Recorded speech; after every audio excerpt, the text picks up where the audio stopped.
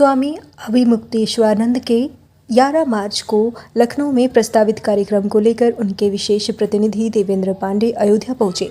अयोध्या पहुंचकर देवेंद्र पांडे ने संत समाज से शंकराचार्य के आंदोलन के समर्थन की अपील की है। उन्होंने कहा कि गौ और गंगा को बचाना है तो सनातन धर्म की रक्षा करनी होगी। देवेंद्र पांडे ने अयोध्या के संतों से कहा कि सनातन की रक्षा के लिए शंकराचार्य का समर्थन करें। उन्होंने कहा कि 11 मार्च को लखनऊ में यह तय होगा कि कौन असली सनातनी है और कौन नकली है। उन्होंने योगी आदित्यनाथ के उन बयानों की जिक्र किया जिसमें उन्होंने कहा कि भगवाधारी कालने में घूम रहे हैं। देवेंद्र पांडे ने कहा कि 11 मार्च को यह भी स्पष्ट होगा कि असली सनातनी कौन है। उनके अनुसार शंकराचार्य सनातन धर्म और धार्मिक परंपराओं की रक्षा के लिए आंदोलन कर रहे हैं। भाजपा सरकार पर निशाना साधते हुए उन्होंने आरोप लगाया कि सरकार मठ मंदिरों और हिंदू समाज को नुकसान पहुंचा रही है।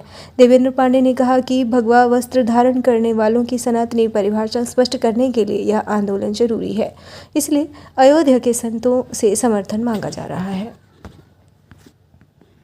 तो शंकराचार्य जी लगातार धर्म की रक्षा के लिए आवाज उठा रहे हैं। इस समय शंकराचार्य जी का एक अभियान चल रहा है, क्योंकि वो सरकारें जो भगवा भेष में होते हुए मंदिरों का विनाश कर रही हैं, धर्म का विनाश कर रही हैं और गाय की हत्या करती और करवाती हैं, उनके खिलाफ एक प्रमाण के आधार पर आंदोलन शुरू किया है।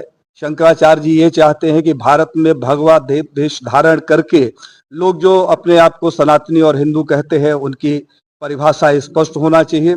क्योंकि उत्तर प्रदेश के मुख्यमंत्री का हम बड़ा सम्मान करते हैं।